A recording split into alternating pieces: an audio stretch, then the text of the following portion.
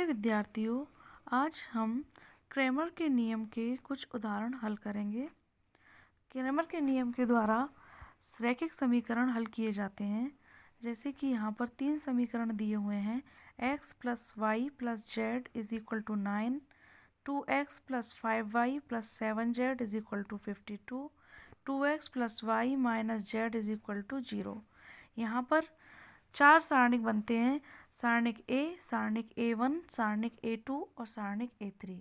सारणिक A जो है वो x, y, z के गुणांकों को लेते हुए बनाया गया है। तो यहाँ पर जैसे x के गुणांक हैं जो पहले कॉलम के रूप में हैं 1, 2, 2, और y के गुणांक जो तीनों समीकरणों में हैं वो दूसरे कॉलम के रूप में हैं 1, 5, 1, और z के गुणांक तीसरे कॉलम के रूप में हैं 1, 7, -1। तो इस प्रकार हमने x, y और z के गुणांकों को लेते हुए तीनों समीकरणों को मिलाकर ये सारणिक A बनाया है। अब हम इसको हल करेंगे। इसका हम पहली पंक्ति के अनुसार विस्तार करते हैं। तो पहली पंक्ति के अनुसार विस्तार करने के लिए सबसे पहले 1 है, 1 को बाहर लेते हैं और 1 जिस पंक्ति में आता है, जिस कॉलम में आता है उसको हटा देते हैं। फिर बचता है 5, 7, 1 - 1। इसको हम हल करते हैं।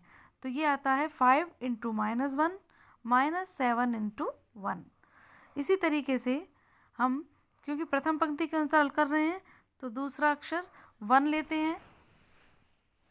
लेते हैं और फिर इसको 1 की कॉलम में आ रहे हैं 1, 5, 1, इसको हटा देते हैं और पंक्ति 1, 1, 1 इसको हटा देते हैं। तो हमारे पास बचता है 2, 7, 2 - 1।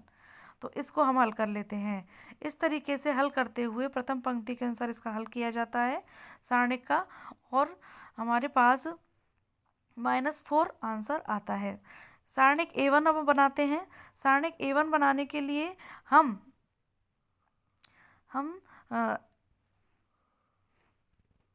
x के गुणांक एज इट इज रखते हैं और y के गुणांक में हमने 9, 52, 0 लिया है और z के गुणांक लिए हैं। इसी तरीके से सारणिक A3 बनाया है हमने। सारणिक A3 बनाने के लिए हमने 1, 2, 2 जो x का गुणांक है वो लिया है, 1, 5, 1 y का गुणांक लिया है और z के गुणांक के स्थान पर हमने 9, 52, 0 को ले लिया है। इस प्रकार हमने बनाए। एक तो सारणिक A1 बनाया। सारणिक A1 बनाने के लिए हमने क्या किया, x के स्थान पर, x के गुणांकों के स्थान पर 9, 52 और 0 लिया। 9, 52 और 0 लिया। ये देखिए, ये हमने लिया है 9, 52 और 0, 1, 5, 1, 1, 7 - 1। ये तो सारणिक A बन गया। सारणिक A2 ये है जिसमें हमने y के गुणांक के स्थान पर 9, 52 और 0 लिया है जो इक्वल में है। और तीसरा है अपना सारणिक A3। इसमें हमने z के गुणांकों के स्थान पर 9, 52 और 0 लिया है। ये सारणिक A3 है। इस तरीके से 3 सारणिक हमने बना लिए, A1, A2, A3, जिनमें A1 में हमने x के गुणांक के स्थान पर जो इक्वल में थे 9, 52 और 0 उनको लिया है। A2 में हमने y के गुणांक के स्थान पर 9, 52 और 0 को लिया है और A3 में हमने z के गुणांक के स्थान पर 9, 52 और 0 को लिया है। तो इस तरीके से हमने 3 सारणिक बनाए। इन तीनों सारणिकों को हम हल कर लेते हैं। जैसा कि हमने यहाँ पर पंक्ति के अनुसार हल किया है। सारणिक A1 को पंक्ति का हल के -4 इसका आंसर आया है।